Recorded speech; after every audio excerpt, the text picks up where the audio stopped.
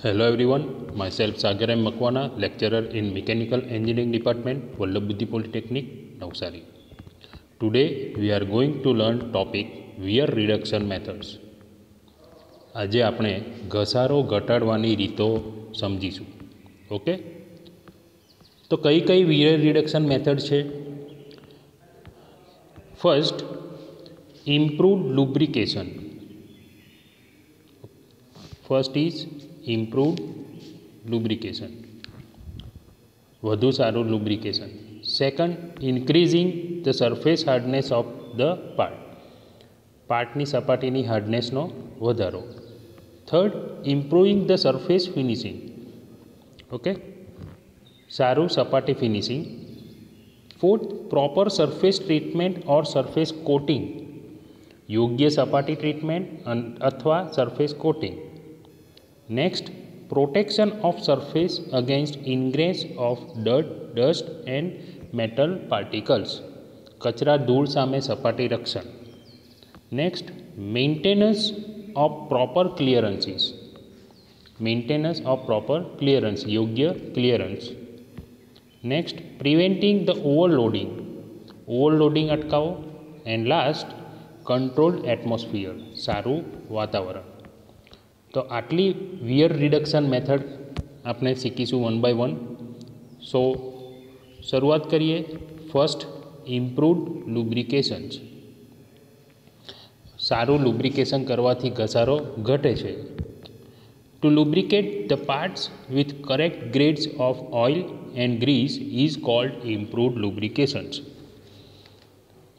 ચોક્કસ અને યોગ્ય ગ્રેડના ઓઇલ અને ગ્રીસ વડે મશીન પાર્ટને લુબ્રિકેટ કરવાની રીતને સુધારેલ લુબ્રિકેશન પદ્ધતિ કહે છે. This type of lubrication provided a film of lubricants in the clearance between the matching surfaces. This film is increased the smoothness of the rubbing surfaces and prevent the metal to metal contact of mating surfaces. આવું lubrication part જોડાણની સપાટીઓ વચ્ચેના ક્લિયરન્સમાં oil film આપે છે.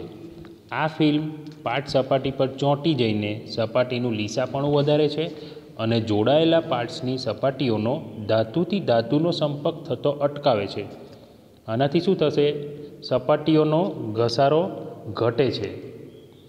જ્યારે gearbox જેવી assembly હોય અને એમાં રાખેલું લુબ્રિકેટિંગ ઓઇલ એની સ્નિગ્ધતા વિસ્કોસિટી અમુક કલાકોના ઉપયોગ બાદ ગુમાવે છે.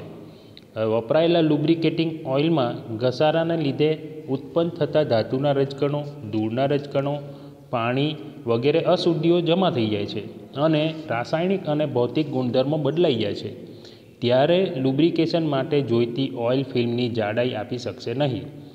આવું ઓઇલ બદલી કરી નવું ઓઇલ ભરવાથી ઘસારો ઘટાડી શકાય છે. The following methods are used for regeneration of lubrication. મોટા પ્લાન્ટમાં જ્યાં વધુ જથ્થામાં ઓઇલ વપરાતું હોય ત્યાં ઓઇલ ફરીને વાપરવા માટે ઓઇલનું રીજનરેશન જરૂરી છે. તો એમાંની કેટલીક મેથડો નીચે આપી છે. ફર્સ્ટ, સેડિમેન્ટલ.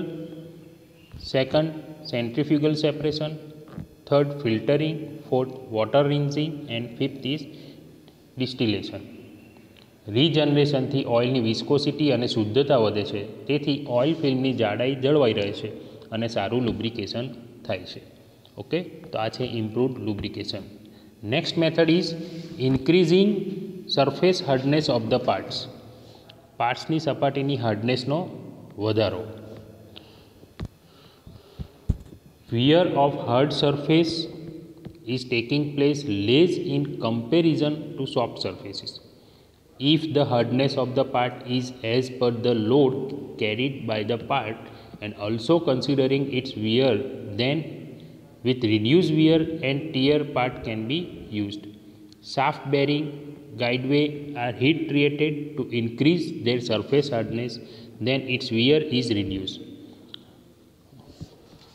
હાર્ડ સપાટીઓનો ઘસારો નરમ સપાટી કરતાં ઓછો થાય છે. સપાટીની જોઈતી હાર્ડનેસ તેના પર આવતા લોડ અને ઘસારાના પ્રમાણ મુજબ મેળવ્યા બાદ પાર્ટ્સનો ઉપયોગ કરવામાં આવે તેનાથી ઘસારો ઘટે છે. ઓકે, શાફ્ટ છે, બેરિંગ છે, ગાઈડવે છે વગેરે પાર્ટની બાહ્ય સપાટીઓનું હાર્ડનિંગ કરવાથી પણ ઘસારો ઘટે છે। હવે આ હાર્ડનિંગ માટે નીચેની જે આપી છે એ મેથડ વપરાય છે। Hardening is done using the following methods. First, surface heat treatment of the પાર્ટ્સની surface heat treatment, rolling of the parts, surface treatment using electroplating and surface hardening processes like carburizing, nitriding and cyaniding. આ બધી મેથડથી આપણે hardening કરી શકીએ છીએ અને hardening માટે આટલી પદ્ધતિઓ વપરાય છે। So this is increasing surface hardness of the પાર્ટ્સની સપાટીઓની હાર્ડનેસમાં વધારો કરીને આપણે ઘસારો ઘટાડી શકીએ। Next method is improving the surface finishing.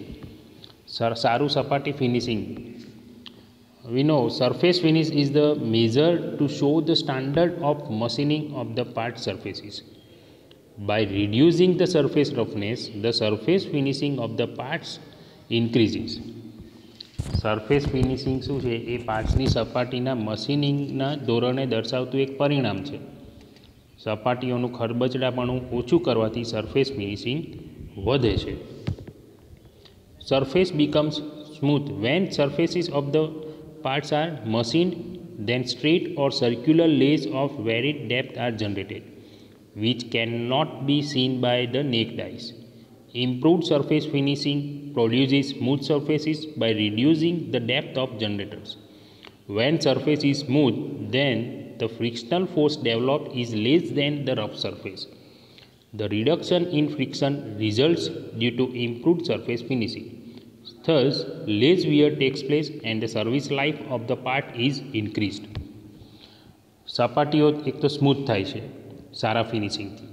હવે પાર્ટ્સની સપાટીઓનું મશીનિંગ કરવામાં આવે ત્યારે સપાટી પર નરી આંખે દેખાય નહીં તેવી સીધી કે વર્તુળાકાર જનરેટરો વધઘટ ઊંડાઈવાળી બને છે। સારું સપાટી ફિનિશિંગ જનરેટરની ઊંડાઈ ઘટાડીને સ્મૂથ સપાટીઓ બનાવે છે। હવે સપાટીઓ જો સ્મૂથ થાય તો સ્મૂથ થતાં જ ખરબચડી સપાટીની સરખામણીમાં તેના પર ઓછું ઘર્ષણ બળ લાગે છે અને ઘર્ષણમાં જો ઘટાડો થાય તો સરફેસ એ શાને આભારી છે? સરફેસ ફિનિશિંગને લીધે। Okay, shaft, cylinder, guideways, bearing, races, balls and rollers of the bearing etc. experience less wear due to its surface finishing. Therefore, instead of point contact, a line contact is obtained. હવે એક તો surface finishing વધતા ઘર્ષણ ઘટે છે, સાથે સાથે ઘસારો પણ ઘટે છે અને લાઈફ વધે છે। શાફ્ટ છે, સિલિન્ડર છે, ગાઇડવે છે, બેરિંગ રેસીસ છે વગેરેનું ફિનિશિંગ સારું કરવાથી ઘસારો ઘટે છે। એને લીધે હાઇટ વધે છે સારા ફિનિશિંગથી અને પોઈન્ટ કોન્ટેક્ટને બદલે લાઇન કોન્ટેક્ટ થાય છે, એટલે ઘસારામાં ઘટાડો થાય છે, વિયર રિડ્યુસ થાય છે। Okay, next method, proper surface treatment. The mechanical wear can be reduced by providing hard layer of chromium on the surface. Galvanizing produces a corrosive resistant layer on the part surface. Applying the suitable coating as per the use of the parts on its surface is the proper surface treatment. Okay. સપાટી પર ક્રોમિયમનું hard પડ ચડાવવામાં આવે તો યાંત્રિક ઘસારો ઘટાડી શકીએ આપણે। પાછું ગેલ્વેનાઇઝિંગનું પડ જો ચડાવીએ તો એ શું કરશે? સપાટીને કાટ સામે રક્ષણ આપે છે, એટલે પાર્ટ્સના ઉપયોગને અનુરૂપ તેની સપાટી પર ચડાવવામાં આવતા પડને સપાટીઓની યોગ્ય ટ્રીટમેન્ટ કહેવામાં આવે છે। હાર્ડ ક્રોમિયમ પડ ચડાવ્યા બાદ પાર્ટ સપાટીઓનું મશીનિંગ પણ કરી શકાય છે અને મશીનિંગ કરીને સપાટીઓ સ્મૂથ બનાવાય છે, એટલે સપાટી હાર્ડ બનાવી અને સ્મૂથ પણ બનાવવામાં આવતા તેનો ઘસારો ઘટાડી શકાય છે। આ રીતના પણ આપણે વિયર ઓછું કરી શકીએ। Next method, protection of surface against the ingress of dirt, dust and metal particles. The dirt, dust and metal particles are prevented to enter into the bearings by designing bearing housing properly and providing suitable covers. હવે બેરિંગો ઉપર યોગ્ય પ્રકારની ફ્લેન્જો અને કવરો લગાડીને ધૂળ અથવા અન્ય રજકણો અને ચિપ્સના ભૂકાને બેરિંગમાં જતાં આપણે અટકાવી શકીએ છીએ, રોકી શકીએ છીએ। જો આવો કચરો પાર્ટ જોડાણની સપાટીઓની વચ્ચે આવી જાય તો તેના દબાવવાથી અસર થાય છે અને આવા કચરામાં પાર્ટ્સની સપાટીઓની હાર્ડનેસ કરતાં વધુ હાર્ડ પાર્ટિકલો જો હોય તો તેના દળાવાથી સપાટીઓનો ઘસારો વધી જાય છે અને ઝડપથી ઘસારો થાય છે. આને લીધે પાર્ટ્સની એસેમ્બલીની ડિઝાઇન વખતે એવો કચરો જોડાણ સપાટીઓ વચ્ચે આવતો રોકવા માટેનો ઉપાય બનાવવામાં આવે છે, પ્રોટેક્શન કરવામાં આવે છે. એટલે આને લીધે આપણે વિયર ઓછું કરી શકીએ, વિયર ઘટાડી શકીએ. Next method, maintenance of proper clearances. યોગ્ય clearance. Okay. Due to increased clearance, the loss of motion and power occurs. If the clearance between the surfaces are less, lubricating oil film cannot be provided between the wearing surfaces. બે સપાટીઓ વચ્ચે clearance ઘટે તો ઘટતા સપાટીઓ ભેગી થાય અને ફ્રિક્શન પેદા કરે છે, એટલે ક્લિયરન્સ વધે છે અને પાવર તથા ગતિનો વ્યય થાય છે. Due to lack of lubrication, the part surfaces worn out very rapidly and increases the clearances. Therefore, by using special devices for adjusting the clearances, correct adjustments are to be made perfectly. Okay. હવે clearance વધે છે અને power તથા ગતિનો વ્યય થાય છે અને મશીનમાં વાઇબ્રેશન અને અવાજ પણ આવે છે. તેથી ક્લિયરન્સ એડજસ્ટ કરતા રહો અને ક્લિયરન્સ એડજસ્ટિંગ ડિવાઇસનો ઉપયોગ કરવાથી આ વિયર રિડક્શન, વિયર ઘટાડો આપણે ઘસારામાં ઘટાડી શકીશું. Okay. Next method, prevention of overloading. The overloading of the parts creates extra force on the wearing surfaces. Therefore, the lubricating oil film between the parts will burst away. બે સપાટીઓ વચ્ચે યોગ્ય clearance અને lubrication હોવા છતાં જ્યારે parts ઓવરલોડમાં હોય ત્યારે લુબ્રિકેશનને ઓવરટેક કરી સપાટીઓ ભેગી થાય છે અને ફ્રિક્શન વધે છે. તેથી ઓવરલોડિંગ અટકાવવું જરૂરી છે. And last method, controlled atmosphere. The atmospheric air contains dirt, dust, moisture and poisonous chemical vapor and dust of the product itself. All these impurities prevent in the atmosphere affects the machining functioning and reduction of their service life. વાતાવરણમાં ધૂળની રજકણો ઉપરાંત ભેજમાન, ઝેરી વાયુઓ, કેમિકલ્સની વરાળ, પ્રોડક્ટની dust વગેરે હોય છે, જેની અસર મશીનના વર્કિંગ અને આયુષ્ય પર થાય છે, સર્વિસ લાઈફ પર થાય છે. This is the reason four fast wearing of machines working in cement and talcum powder and industries. આ જ કારણે મશીનોમાં ફટાફટ ઘસારો ખૂબ ઝડપથી વિયર થાય છે.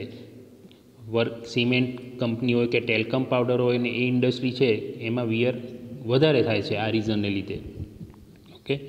સિમેન્ટ ફેક્ટરી અને ટેલ્કમ પાવડર ઉત્પન્ન કરતી હોય એ ફેક્ટરીમાં કામ કરતું મશીનમાં ઘસારો તરત થઈ જાય છે. If such machines are used in controlled atmosphere having no impurities in it, then the precision of the machine can be maintained as well as the machine can serve for its stipulated service life.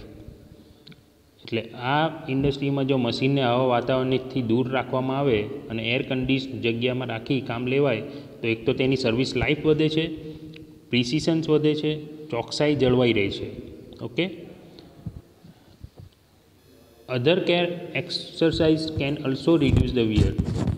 ઘસારો ઘટાડવા માટે અન્ય કાળજીઓ પણ રાખી શકાય છે. કઈ કઈ? First, proper maintenance at right time.